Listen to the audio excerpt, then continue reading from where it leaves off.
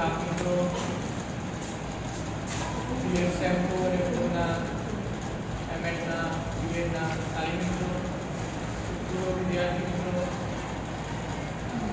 આપણા કાર્યક્રમમાં સંસ્થા પરિવારોથી આપ સર્વેને આવકારતા અત્યંત હર્ષની લાગણી અનુભવું. આજે આપણે 22મો વાર્ષિક ઉત્સવ કાર્યક્રમ ઉજવી રહ્યા છીએ. એટલે કે વાર્ષિક ઉત્સવ અહીંયા પૂરા થયા. 22મો કેટલી બેચ અહીંયાથી પસાર થઈ ચૂકી છે. વર્ષ 2004 થી આપણું બીએડ કોલેજ અને વર્ષ 2009 થી આપણી એમએડ કોલેજ શરૂ થઈ છે. ત્યારથી અત્યાર સુધી આપણે 21મા વાર્ષિક ઉત્સવ કાર્યક્રમ કરી રહ્યા છીએ. આજે આપણે 22મો વાર્ષિક ઉત્સવ કાર્યક્રમ કરી રહ્યા છીએ, જે આપણને ગર્વ છે. ઘણી એવી ઓછી સંસ્થાઓ છે ઉત્તર ગુજરાતની અંદર કે આ સ્ટેજે પહોંચી નથી. તમે જ્યારે શિક્ષક બનવા જઈ રહ્યા તે ગુરુનું કર્તવ્ય શું છે કે માત્ર માર્ગદર્શન આપવાનું, એને દિશા સૂચન કરવાનું કે ભાઈ આ જગ્યાએ તું મહેનત કર, આ જગ્યાએ તારી કારકિર્દી બનાય, આ જગ્યાએ પ્રયત્ન કર તો તું વધારે સફળ થઈ. બરોબર, ભારત વર્લ્ડ કપ લાવી એમાં ગૌતમ ગંભીર કોઈ જગ્યાએ રમ્યા નથી 2020, પણ એમનું સચોટ માર્ગદર્શન એ દરેક સ્ટેજે ભારતની ઉપર ઉપયોગી છે. એટલે ગુરુનું કામ પણ એ છે. અને આપણે બધા સૌ શિક્ષકના વ્યવસાયની અંદર છીએ. શિક્ષકનો વ્યવસાય ગમતો તો કે નતો ગમતો, પસંદ થઈ ગયો છે. ઘણા ગમતો તો એટલે પસંદ કર્યો છે, ઘણા ઘરેથી ધક્કો મારીને અહીંયા મોકલ્યા છે. પણ હવે પસંદ તો થઈ ગયો, વ્યવસાય તો બદલાવાનો નથી. તો હવે વ્યવસાયની અંદર આપણે શું કરવું જેથી કોઈ પણ કાર્ય હોય એની અંદર તમે રસ દાખવશો, તમારા કૌશલ્યો એમાં દાખવશો તો તમને મજા આવશે. પણ તમે એમ કહેશો કે આ કામ મારે કરવું પડે છે ને કરી તો એ કામ તમને હંમેશા કંટાળાજનક રહેશે. કોઈ પણ કામ, કાર્યક્રમનું સંચાલન હોય કે આપણા અધ્યાપન કાર્ય હોય કે કોઈ બી કાર્ય હોય, એટલે આમે કરવાનું છે ને આમે કરવાનું તો આપણી પૂરેપૂરી જેટલી શક્તિઓ છે એ કામ પાછળ આપણે લગાવી અને એમાં રસ દાખવો. જે પણ કાર્ય કરવામાં તમે રસ દાખવો તો એ કાર્ય તમને રોજરૂપ નથી લાગતું, એ તમને આનંદ આવે છે કાર્ય. આપણે આ કામ કરવું શિક્ષક તરીકે, કારણ કે આજીવન શિક્ષક એ આજીવન શીખતો જ રહે છે. એવું તો છે નહીં કે હું સર્વજ્ઞાની છું, મારા અંદર સંપૂર્ણ જ્ઞાન છે, એવું કોઈ શિક્ષક હોય નહીં અત્યાર સુધી કે એને કોઈ પણ જ્ઞાનની જરૂર ના હોય. કોઈ બી શિક્ષક હોય, એ પ્રાથમિક શાળાથી માંડીને છે હાયર એજ્યુકેશન સુધી યુજીસીની અંદર કે એનસીટીની અંદર પણ કામ કરતો હોય સભ્ય તરીકે, પણ એને રોજે રોજ શીખવું તો પડે તો જ વર્તમાન સમયમાં શિક્ષણ લાઈનની અંદર લાંબો સમય સુધી ચાલે છે. એટલે એની અંદર તમારે કઈ બાબતો ધ્યાનમાં રાખવાની એની થોડી વાત કરવી.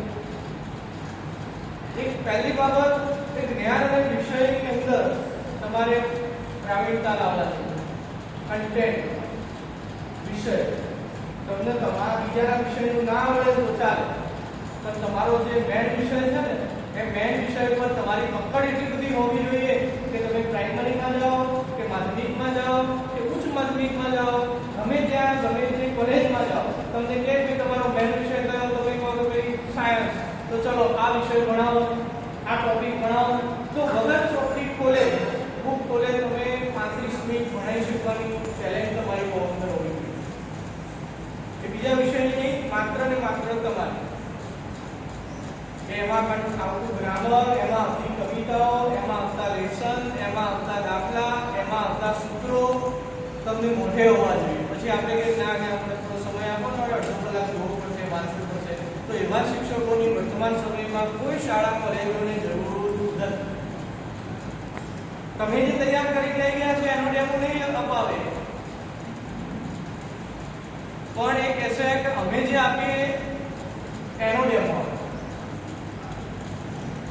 અત્યારે મેગા સિટીઓની અંદર ઇંગ્લિશ મીડિયમ સ્કૂલોની અંદર છે પગાર 35, 40, 50 હજાર પગાર સારી ઇન્ટરનેશનલ સ્કૂલોની અંદર. પણ એ પગાર સામે આપણે જે સામે શું કરે છે, વળતર પણ તમારે શિક્ષક તરીકે આપવું પડે. તો અને તો તમે જુઓ કે ઇંગ્લિશ મીડિયમના શિક્ષકો કેટલું કામ કરે છે. એક પિરિયડ પણ નવરા હોતા નથી.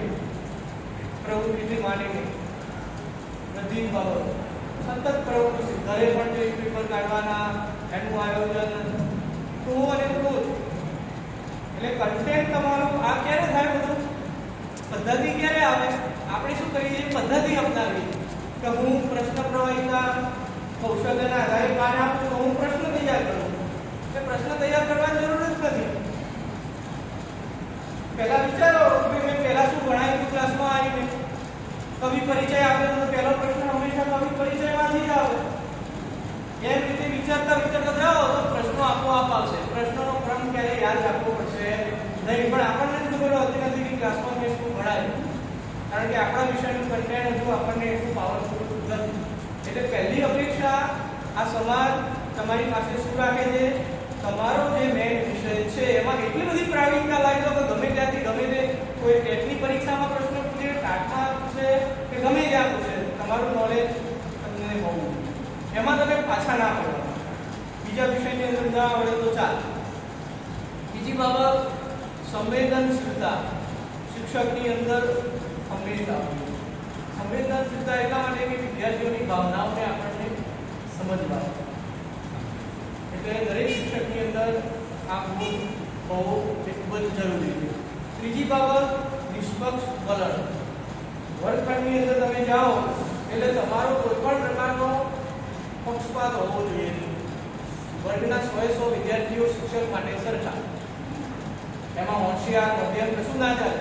કાલે તો આપણને 2-3 દિવસ પછી આવ્યો કે વિજ્ઞાન મેળાની અંદર એક મોડેલ તૈયાર કરીને મોકલવાનું છે, તો હું કહું કે ભાઈ તમારે તૈયાર કરીને લાવો એવું નહીં.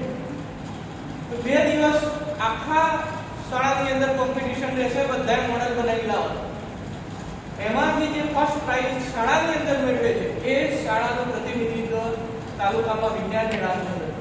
પછી ભલે 6થા ધોરણનું ખ્યાલ ક્વિઝ પ્રોગ્રામમાં મૂકવા છે કે તમે પ્રિન્સિપાલ તરીકે કામ કરતા હો, લેટર આવ્યો કે ભાઈ પ્રકૃતિ સ્પર્ધામાં વિદ્યાર્થી મોકલવાના, તો હું જે બોલે છે મને ખબર છે કે ભાઈ આ બોલશે તો નંબર આવશે, તો એનું નામ નહીં મોકલવાનું કે ભાઈ આ વિષયના સંદર્ભમાં કાલે આપણે સ્પર્ધા કરીશું, જેને બોલવું હોય એ નામ લખાઈ દે.